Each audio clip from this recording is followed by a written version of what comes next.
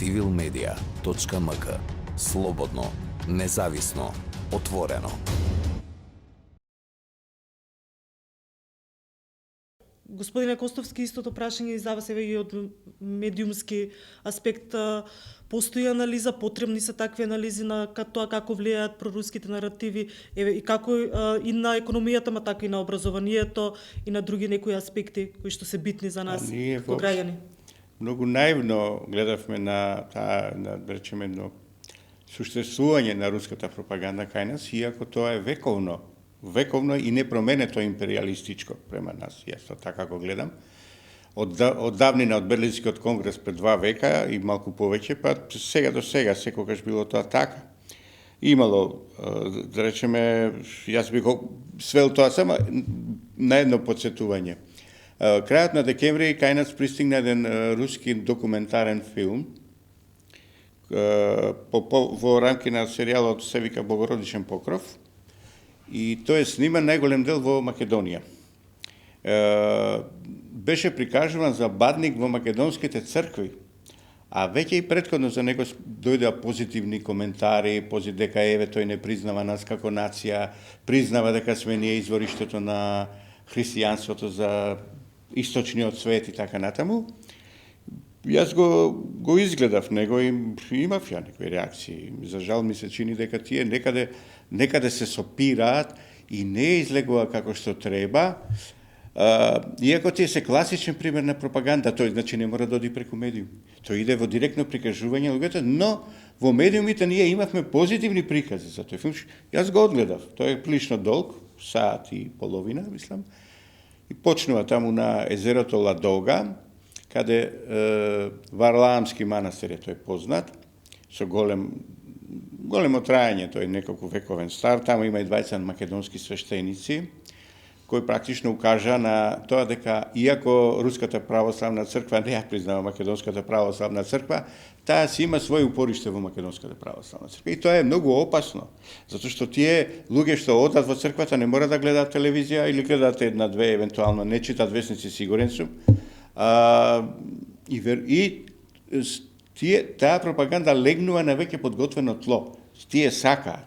Зашто си за Русија? Вели, затоа што сме православен народ. И тоа е се, што кај нив се објаснува.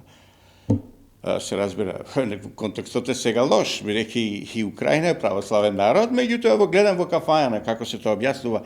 Тие не се сосема православни, тие се малце као на католици, на гињаат и така. Тоа е една глупост. Меѓутоа да се вратиме на документарниот филм кој многу широко имаше. Кај нас одглас, значи тој сака да прикаже дека ние сме земјата од каде дошла писменоста преку религијата се ширила и така натаму. Меѓутоа, ако гледате што е уствари, тоа е ставено во контекстот дека Москва треба да биде третиот Рим и дека ние уствари треба да се прилагодиме на тој факт, а не да бараме некаква сепарација и така натаму. Вклучено е тоа идолопоклонство, има секвенци каде што свештеник македонски му бацува рака на Путин. И тој ја трга раката. Тоа го нема во православниот свет. Свештеник не може да му баци рака на верник.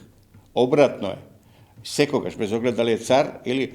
Значи, меѓутоа тоа не наидува на некакво згрозување, да видите какво е тоа идолопоклонство, како е тоа местено и во Македонија, секаде се прикажуваат они крстеви по ридовите и така натаму, се носат, се покажува како мали деца кај нас идат во црква.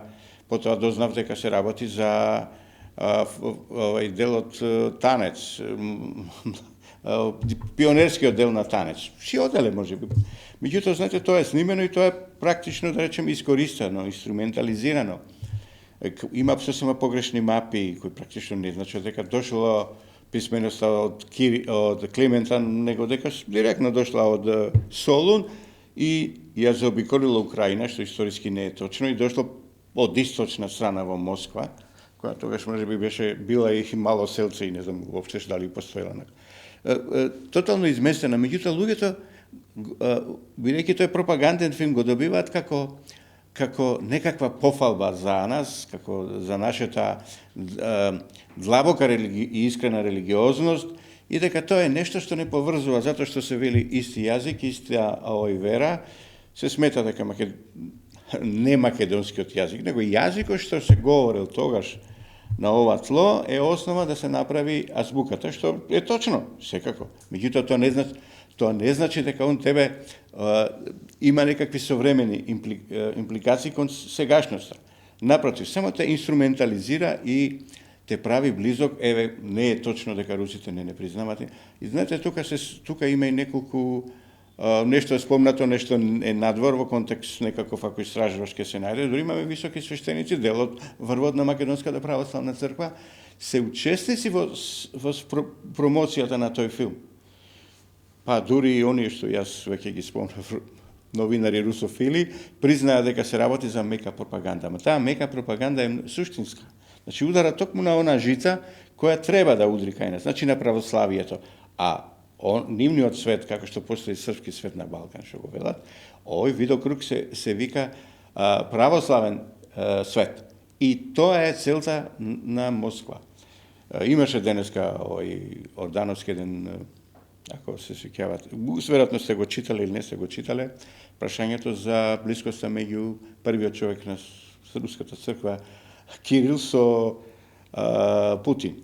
Јас имам и текст еден направен, значи работите се многу поврзани за тоа дека Руската православна црква е практично пропагатор на антиваксерството во светот. И тој текст беше објавен во Вистиномер, од Вистиномер беше преземен на многу јазици. Документирано, значи тоа се длабоки анализи кои покажуваат дека Руската црква дури во своји документи пишува дека тоа е ѓаволска работа вакцинирањето. Со една ограда, ама таа изгледа важи само за Русија, дека во случај на епидемија треба да се дозволи вакцина. Иначе тоа се смета дека ја нарушува нивната слика на здравјето на нацијата, здравјето на семејството и така натаму. И ние на известен начин го добиваме, бидејќи таа е многу смислена, многу длабока пропаганда. И таа од антиваксерството го имаме и кај нас. Свекате, тоа, значи тоа практично се поддржува. Односно, за да се свати вистината за руската пропаганда, е тоа дека таа не е еднонасочна. Например, кога напаѓа некоја политичка страна или странка во една држава, тоа е веќе на длабока американска анализа, тие секогаш се обидуваат да создадат хаос во државата, не да навиват за некого. Значи, они ако приметат дека во Америка антиваксерството во некоја сојузна држава презема многу замав, тие најнаш ќе почнат да го форсираат обратно. Потребата да се вакцинира, значи нив им треба судир во кој нема победник во едно општество. Значи ако поддржуваат кај нас, да речеме, десна партија, можеби и кога таа ќе преовладува, ќе навиваат за левата партија. Нив им е многу важно да има нестабилност, бидејќи тие најдобро го користат моментот кога една земја е нестабилна. Тоа е важноста на таа пропаганда и ако тоа не го сватиме, не сме сватиле многу работи. Знаете, тоа е и прашањето и со гасот. Поради Бугарија и ние добиваме газ оваа зима и мислам дека тоа што таа линија не е затворена е фактот дека преку Бугарија и Србија добива газ и ние добиваме газ и сега читаме за тоа колку оној што викаме ние српскиот, бугарскиот АВМУ, нивната агенција за електронски комуникации, да преведеме, отворено го зборува за моќта на руската пропаганда, за тоа колку пари се слеваат кај нив. Што мислите тие пари дека не се дојдени, зашто зборуваше екс-председател Заев во локалните избори дека се влесени огромни пари кај нас. Погледнете сега, ние немавме некои руски филмови, ја немам ништо против, меѓутоа ако тие најнаш добиете од една телевизиска станица 3 серии, малку чудно делува. Значи. Ја немам ништо против, они се практично исто како турските, само што има многу снег. Отприлике така би го рекол тоа. И да ги се облекуваат чевлите кои влезат во соба, бидејќи сега не можат, ладно е, нели? Ако верата, православието е едниот начин на ширење, ефикасен начин, како што може да видиме. Видете ги анкетите, што зборат тоа. Што зборат за со нашето образование? образование. Па нашето Дали образование... тие може да влијаат на образованието кај нас? Па или прво не да го искористат на некој начин? бидејќи нашите просветари нон-стоп штрајкуваат, да кажем, од кога памтам, од кога имам деца во образование, веќе одамна немам, мислам, порасна, завршија и факултети.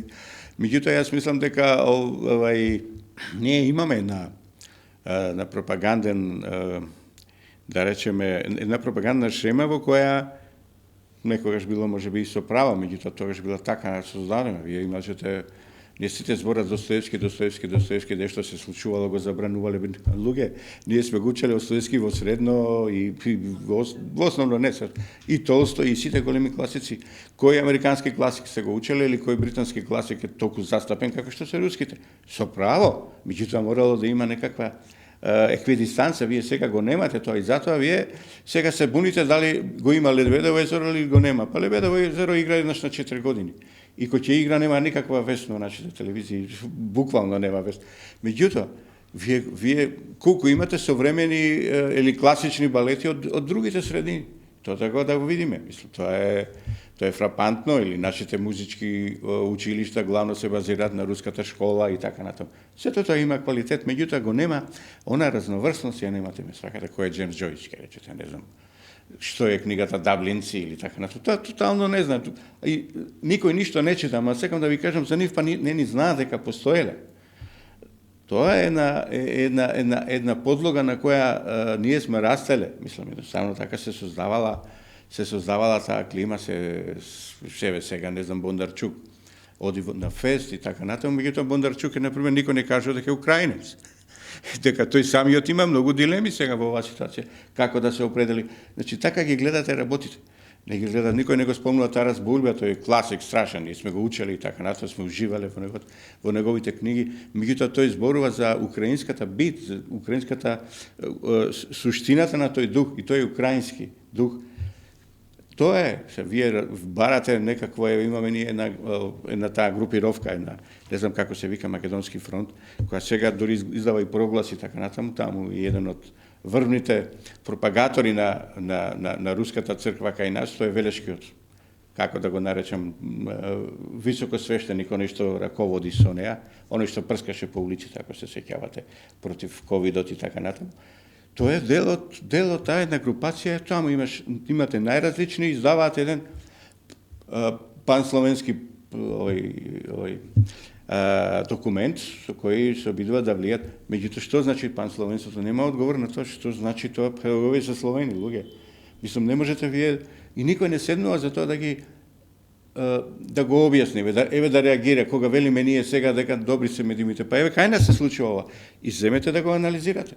Имаме една наша колешка која нас отворено со видео кој има овие новинари што навиваме за Украина, да треба да не затворат во сточни вагони, тоа го кажува и го гледаат луѓето. Мислам, тоа се шири во една пропаганда. Треба да не фрлат на фронтот меѓу двете завојувани страни. Мислам, такво нешто никој ништо не казнува. Мислам, тоа е казниво сега. Мислам, ние пазиме сега наводно на тоа што се случува, еве државата рече дека ова ширење на омраза, да го речеме, ова ширење на омраза према најголем дел од новинарите, од страна на една наша класична новинарка некогаш.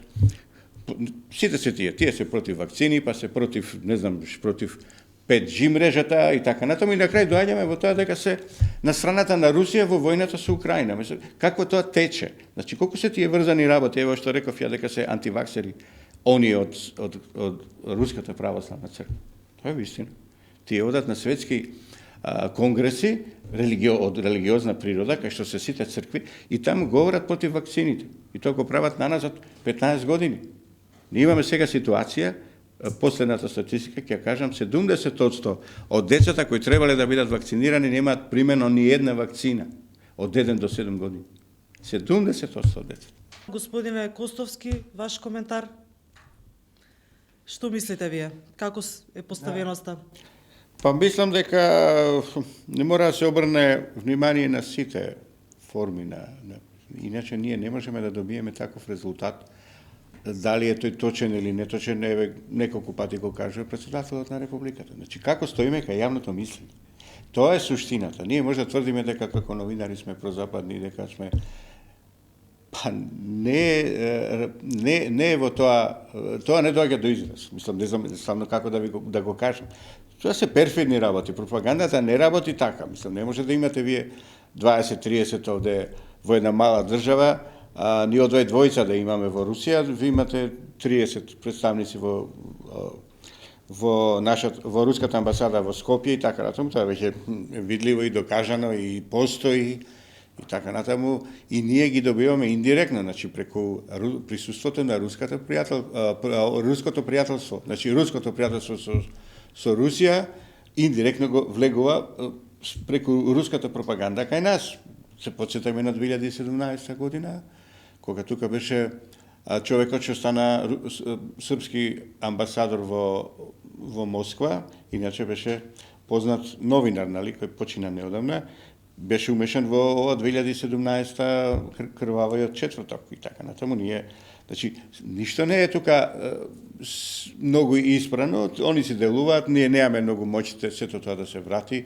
Тука е сега на еден друг начин, на индиректен начин и во Бугарија, ние сега гледаме, не можете вие, што знам, да почнете програма од Сабајле 1 сат да ви збори Канзуров, кој кај нас, бидејќи не најде на плодно тло, се замина во Бугарија. Ви му давате 1 сат да го коментира она што се случи во Битола. Мислам, човекот кој немаше овде погодно тло, вие одите. Значи, сете се тие покажуваат наши ранливости, дали ме сваќате. Значи, не е тоа само прашањето на политичките рубрики, вестите и така натаму, дека тоа е многу пошироко. Не може сега, мислам, една серија во која игра Зеленски главна улога. Сега е во контекст на се тоа што го збориме. Оди на една телевизија. Пазете, таму тоа е прикажано во една комична ситуација, како што е она, не знам, сме ги гледале Тесна кожа на серијал. Комедија и себе било тоа фино, ако не се случува сега, кога на врз Зеленски, цела планета му е на двете рамиња. Едноставно човекот не знае. И вие во такви услови се подсмевате на него и таму е прикажен како човек за кој ние на украинска елита не знае како дошол во власт. Тоа е она што го збореше професорот сега. Што го зборат учителите или наставниците на учениците. Станал комичар, и тоа не го збори еден градоначалник на Карпаш, рече дека ако бирате за глумец за председател, ќе доручкувате, ќе појадувате бомби. Така беше речено. Значи, пазете се, тоа се води.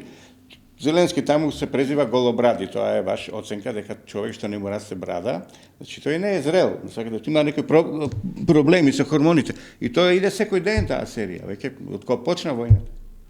Мислам, кога би ја гледал во други околности, веројатно би ја гледал, би ми била забавна, интересна и така натаму. Во овој контекст, тоа е катастрофална политичка грешка. Некој намерно ви ја потура. Некој ви вика, еве, вие бесплатно гледате. Ја се претпоставам ја само, навистина, меѓутоа, тоа се елементи со кои ние живееме. И потоа, суштината е секогаш да погледнеме што кажуваат анкетите. Значи, анкетите кои завршуваат кај председателот на Република се јасни, тоа отворено говори. Ние имаме сега една анкета која Вучич ја пофали дека во македонските анкети Србија не е најдобар пријател и он ја пофали, тоа е нормално. Меѓутоа тоа легнува но не одат луѓето да работат нали, начите да учат, да студираат, да работат, одат во Германија, во Британија, во Америка. Значи, има некоја дискрапанца која ние мораме да ја обсмислиме. Ние тешко е сега, бидејќи слободни се медиумите, прават што сакаат. Не откривме некои работи кои мислам дека државата мора да ги види, тоа се прашањата на добивање средства од надвор. Што тоа значи сега? Мислам, тоа е во ред. Мислам, има некои компании се странски па отвориле него телевизија или не знам, снимале филм. Тоа е друга работа. Прашањето на правењето на вести и ова е кај нас малку поставена на други основи. Јас сум спремен да го гледам тоа како една би ја рекол антивладина политика која постои во медиумите кај нас, во најголем дел од медиумите кај нас. Многу малку се слободни. Еве како Цивил еден од ретките каде што можете да прочитате нешто. Што викам ја нормални анализи, нормални соговорници да имате. А сето тоа е направено така да вие не можете да го добиете вистинскиот визир за работите. Се, деве го спомна професорот и штрајкот на сонг. Значи, тоа е исто како кога работите со некаква проруска пропаганда. Вие не давате вистинска слика. Значи, цитира некој можеме нешто, да се- Да, повелете, Значи, можеме излегов пак изгледа од контекст. Не, да се надоврзуваме и на последното прашање за крај. Значи, дали на нашите медиуми, значи медиумите во нашата земја можат да влијаат во градење на вистинските вредности, вредности кои што нели Па немаме ние немаме, имаме некој наспроти етички дезинформатски кого хаос. осудел етичкиот да речеме совет за вака крупни работи, значи не изборуваме. Ние сега имаме еден наш медиум, тој е независен весник, објави вест дека големите куќи се договориле да не ја пренесуваат седници на влада, да не на пресови на премиер, министри и така натаму, да едноставно да ги бойкотираат. И во такви услови не се случува војната. Дали ме сваќате? Значи, ако веќе бараме некакви поддршки за руската агресија, можам да ги видам кај дел од опозицијата.